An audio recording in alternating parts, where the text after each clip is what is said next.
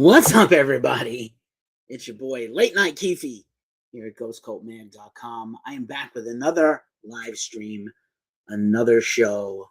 I try to do a few of these a week. We do the main show every Thursday, and I'm trying to be present and build a real engaged community here at Ghost Cult Online. I'm just making sure everybody is catching up on the tick of the talk and the Instagram. The best place to watch this, though, is YouTube. You can give us super chats, super likes, get your comments bumped up. Twitch, Facebook, Instagram. I'm also hanging out on TikTok, of course. I like to keep the conversation going. This is going to be a deep dive review of the brand new Lamb of God album, Into Oblivion, which comes out this week on Friday via Epic Records. It's hard to keep track of who's on what record. Brooklyn Miss is here. What is up? Good to see you too. Good to see you too.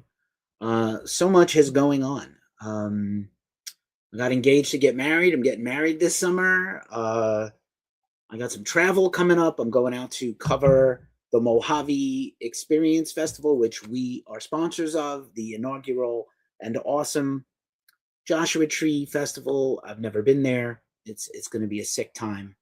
And I'm going out there with my buddy and Ghost Cult collaborator, Wayne Edwards. Excuse me. Thank you. Thank you very much. Yeah, it's been a whirlwind.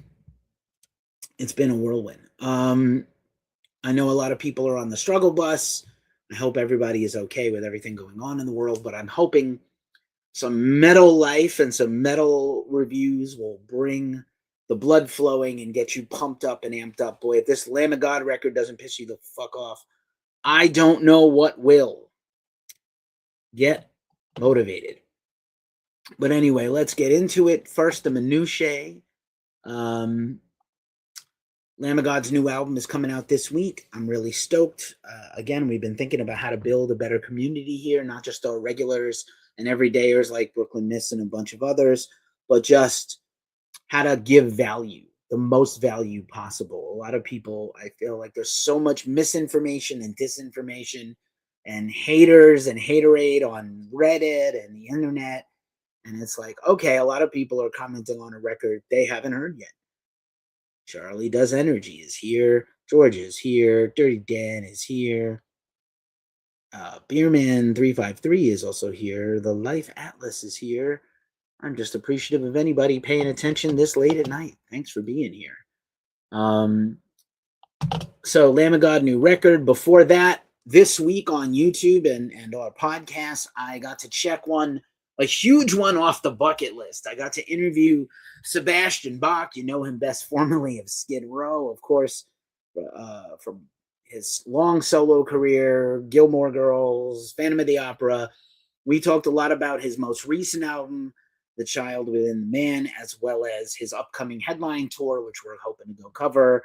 And it was really awesome. I know a lot of people have been asking very antagonistic questions to Baz, and I tried not to.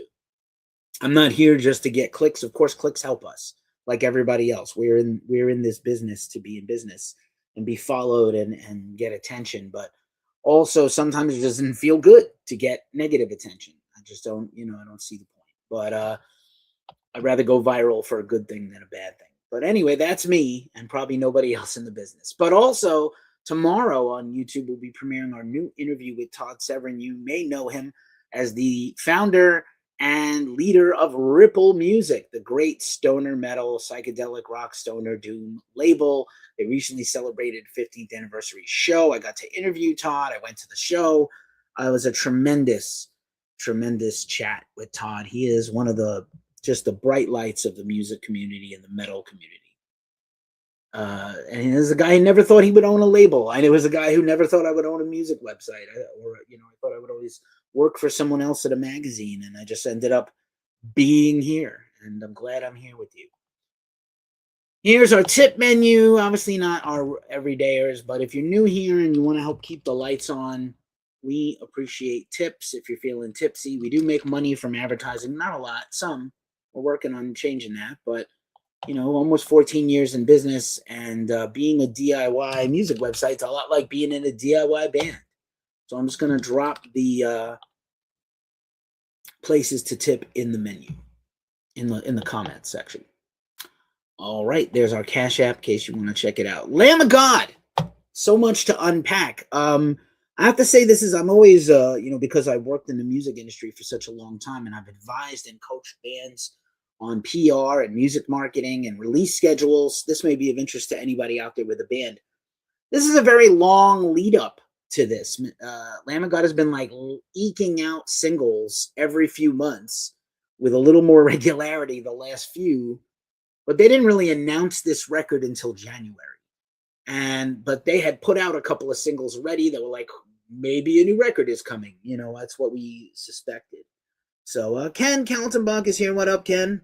My second favorite Ken in the world. Mike Matus is here. Boy Online is here. Lao Stony B. Good to see everybody. So Lamb of God, they've been really like teasing this record out for a long time. I thought it was a pretty clever schedule. The majority of the record industry right now is like announce an album, put it out next month, put it out in 2 months. That's usually 2 to 3 months is the standard PR campaign. 2 to 3 months is a lot of time to kind of seed and drop videos and singles and stoke those pre-release links and things like that and get people to pre-save and pre-order. But, Lamb of God knows they have a tremendous audience, having been a band for 30 years, over 30 years as a band, previously Burn the Priest. Before that, we'll talk about that. Good to see you, Ken. Devil Horns right back to you, pal. And, Lamb of God is one of the leading bands in metal. I haven't met anybody that doesn't like them. Most people enjoy them, at least live.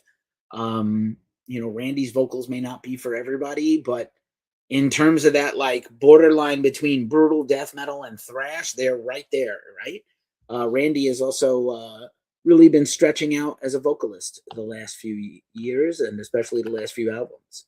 So I think we are fairly stoked on that. Here is just hit send on the comment with our links to support us. But again, I'm just glad to be here. I'm glad you're here. So, Lamb of God, check this amazing photo out from our own Randall Hicks at Riot Fest 24.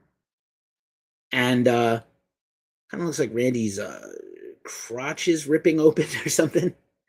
But what an incredible band they have put on. Really, they are one of the leading bands of metal. Not quite full-on arena headliner, but maybe after this record they just might be. They do have their own crews. We talk about all those things. The band has been around, again, 26 years as Lamb of God, 30 years total from the time they were Burn the Priest. And just what a tremendous band. And I feel lucky to be in the time of Lamb of God. Oh no, that's the wrong slide. Oh well. Leftover from the Megadeth review. Lamb of God by the numbers, not Megadeth by the numbers. Megadeth review was a couple of weeks ago, a month ago. Then we did Rob Zombie a few weeks ago, and now Lamb of God. My bad. So Lamb of God by the numbers. I love doing this little breakdown. Founded in 94 as Burn the Priest. Changed the name. They were really actually more picked on for Lamb of God than Burn the Priest. They just didn't want to be considered like a satanic band. So they didn't want to have people calling them satanic, which I kind of get. 11 albums, 9 as Lamb of God, 2 as Burn the Priest, 1 live album, Philadelphia, also a DVD, and 2 EPs. Only 1.2 million in sales so far. And I was really surprised at this because they do have a few gold albums. I believe Wrath is gold. And a few others are approaching gold, or maybe the numbers and the goalposts have moved. And that only matters to record label people and publicists. Bands don't really care about this thing, but it really shows you that Lamb of God came along at the dawn of streaming, of kind of pirate stuff, like LimeWire and BearShare and Pirate Bay. And then just as they were becoming a big band like Wrath, Spotify came along. So like they really had... they have a lot of plays, but maybe not a lot of sales. It's great to see a lot of Lamb of God merch, and Lamb of God has, really figured out how to, be a successful touring band, obviously without selling millions and millions of records, but hey, nothing to sneeze at. 1.2 million records, 5 Grammy nominations, but never won. But they did they are in the Decibel Hall of Fame for Ashes of the Wake. Widely considered one of their best records. They have several records that I would consider classics of metal: Ashes of the Wake, As the Palaces Burn, Wrath, Resolution. These are all amazing records, and they've been very consistent the whole way. Really never made a bad record, in my personal opinion. Definitely one of the leaders of the new wave of American metal, or modern metal, basically the last 25 years. Kind of the heavier metalcore, the resurgence of thrash and hardcore thrash bands, like hybrid hardcore and thrash bands, and technical metal inspired by obviously the Big Four and Pantera. Also, the personnel of the band has been largely unchanged, except, as we know, on the drums. John Campbell is the lone founding member still in the band. Mark Morton found the band, left, came back. He's been there ever since. D. Randall Bly, D. Public Enemy #1. If I was Randall Bly, I'd just go around introducing myself as D. Public Enemy #1. 5-0 said freeze, and I got none. D. Randall Bly, Randy Bly, on vocals for the last 31 years. Willie Adler came in '99 as they changed over to Lamb of God. And Art Cruz, who replaced Mark Morton on drums. Mark had a fallout with the band. Chris Adler, had a fallout with the band. And Art has been in ever since. Art, we love him. He was originally in Winds of Plague and Prong, and just a dude we love here at Ghost Cult. He's really cool. I met him. I just bumped into him in Anaheim around the NAMM show when I was down there, and just a treasure. That guy's a treasure and a phenomenal drummer. So let's get into Oblivion, and let's talk about the record track by track. I have many notes to share, and I'm really stoked. Just a couple of notes. This is their 4th record, produced by Josh Wilbur, mixed by Josh, engineered by Josh and Kyle McCauley, who's Josh's go-to engineer. Keys, programming, and sound design on the record by Josh Wilbur and Willie Adler, who's taking a more, bigger role in that, aspect of the band. Recorded at Snake Alley Sound in Richmond. Drums recorded at the Bakery in Richmond. And all the vocals were recorded at Total Access Recording in Redondo Beach, California. No doubt known for their surfing, because Randy is a huge surf nut, and it's probably very good for him, a good outlet for him. And a super interesting kind of futuristic artwork is by Ken Adams.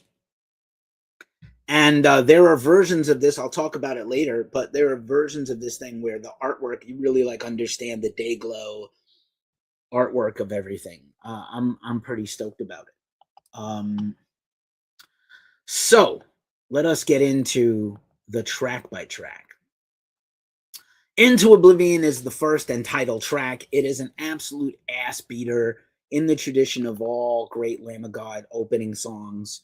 Just unbelievable grooves, tremendous guitar riffs, Randy just on fire.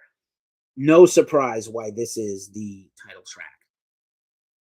The second track is Parasocial Christ, and I think the singles are pretty heavy front-loaded, so we've heard maybe a third of the album already, closer to 40% of the album with the existing singles. Let's see, there'll probably be a new single this weekend, I suspect, or a video for a single, but Parasocial Christ is just brutal.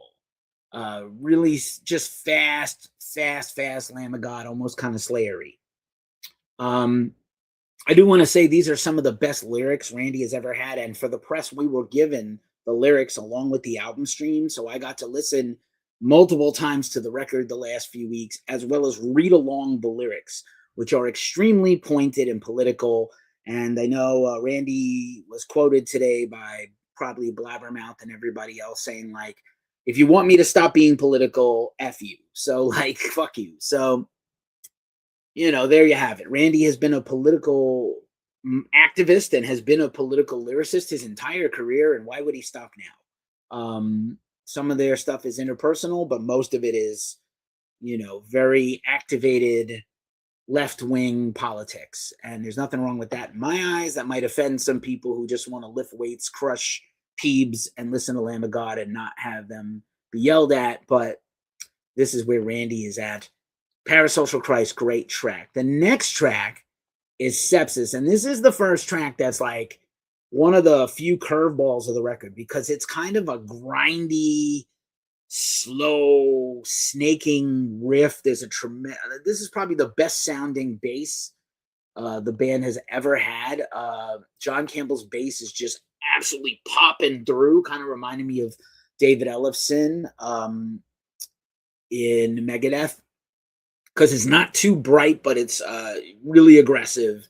The picking is really accentuated and supports the guitars so well. And then it has a fast ending.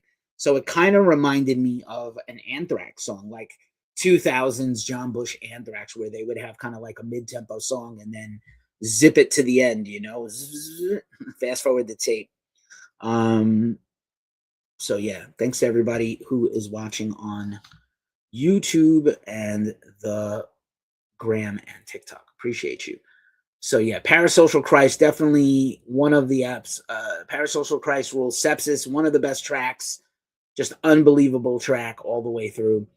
The Killing Floor is the first kind of new track we hadn't heard yet. And this one is a bit of a surprise. It's got kind of a tremolo picked riff that's almost black metal, or kind of when Pantera was incorporating more black metal in the Great Southern Trendkill to kind of mirror where Phil was going vocally, with a lot of like fast tremolo picking and just kind of like very angular, almost Dillinger Escape Plan riff. And then just absolute kicking ass. Probably the longest song on the record at just 4:16. The next track's 4:17. Killing Floor, great song. Wouldn't be surprised if it was a single. The next track on the album is probably another curveball for most, El Vacío, which seems to be about Mexican drug cartels in America. But I could be just reading across the surface of that one. But it's here's Randy singing, and we've gotten a lot of melodic singing from Randy for the first time in the last few years. Started with the EP, The Duke, when he's like, I've never done a melodic vocal before, and I just wanted to give it a try. We usually would have a guest who would do those kind of vocals, like a Chino Moreno, and I wanted to see if I could just try to add one more tool to my toolbox, and he did, man. So I would say this track kind of reminds me of, what is the track on the last Gojira record? The Chant, that's kind of starts very chill with beautiful melodic guitars, picked guitars, and clean stuff, and then kind of gets metal-y toward the end. But a beautiful song, and again, very surprising and great performance by Randy on the lead vocals. Another banger follows this one, St. Catherine's Wheel. Randy is very rarely this direct. He's usually very not obtuse on purpose or flowery, but he's just usually good with metaphors and things. But also when he wants you to get punched in the face with his words and vocals, he punches you in the face. He does not miss. So St. Catherine's Wheel, best performance vocally on the record by Randy, where he kind of call and responses himself in the same verse. I can't describe it any differently. You'll have to hear the track, but it's kind of like a shouty part and a scream, a high, like shrieking scream, kind of like Trevor from the Black Dahlia Murder used to do. Phenomenal song, and just a really killer song. He's kind of preaching the lyrics at you. He really wants you to get it. And the song's just a beater. The most recent single is the next track, and that is Blunt Force Blues. Didn't grab me immediately. Still a great track, just kind of slow to get into for me for whatever reason, but a lot of people seem to dig it. Very similar to Trivium or Machine Head, like shredding power groove thrash metal from the early 2000s. And again, those bands were kind of all circling each other. Trivium is on the same level as Lamb of God, just about. Machine Head is too, although they're kind of 10 years earlier. So excellent track, or very, very good, if not great. Bully is the next one, and this one, definitely the best lyrics, and again, very pointed political lyrics. You will either love them or you won't. They will either speak to you or they will offend you. Super metallic hardcore, like a constant beatdown song, if such a thing. Not like a breakdown the whole song, but a constant beat, like an ass beater, you know? You could pit the whole time for this song. Not quite a circle pit, but like a real big punchy hardcore pit. And a lot of shugging riffs that kind of reminded me of New American Gospel or As the Palaces Burn. And I know that Mark Morton gave an interview. I try not to read too many other interviews. I was still hoping to get an interview with the band this go around. I've interviewed them three times, and Mark for his solo record.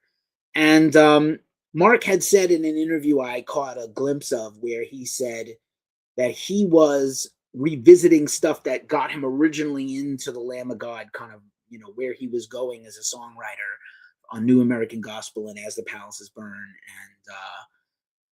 and, Ashes of the Wake. So you hear a lot of things in this record, not quite like a purposeful callback, but you hear stuff that's like, oh, that's kind of like a signature Lamb of God riff, isn't it?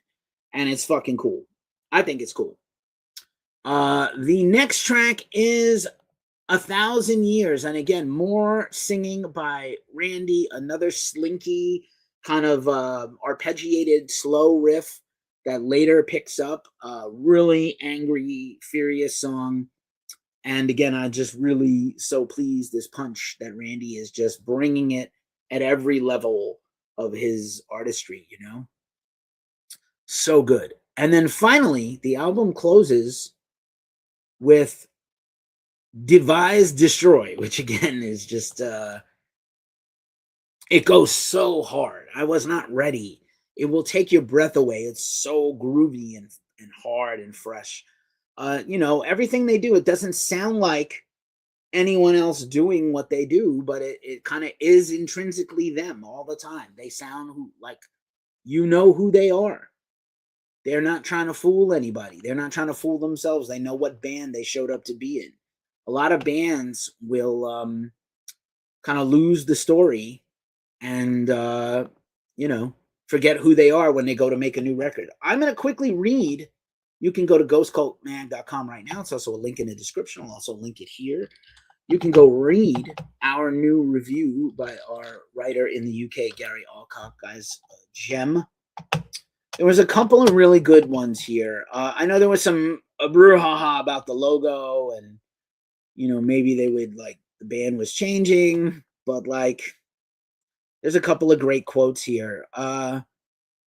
For all the exploration and progression, this band, again, never loses sight of what they are. If you want your face removed by molten riffs and scouring pad vocals, you are still very much in the right place. And then at the end of the close of the review, he writes, aggressive and antagonistic. If you thought the band had possibly stalled over the last couple of albums, then Into Oblivion sets things straight in no uncertain terms.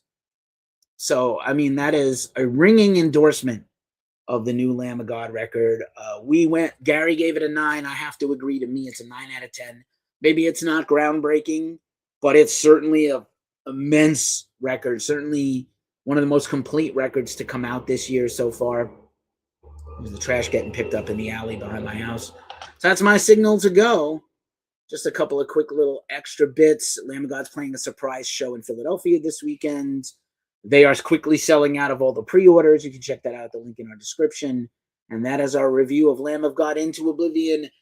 Drop us a comment if you're watching this on the rebroadcast or on the channel or any of our channels or on the podcast, and tell us what you want me to review next.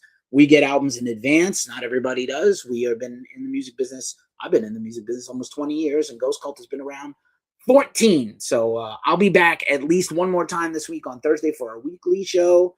But thanks for watching. Thanks for being here. If you're new here, like and subscribe. I'm Keefy from Ghost Cult. There's no fancy ending today. I'm just out. Peace and good night.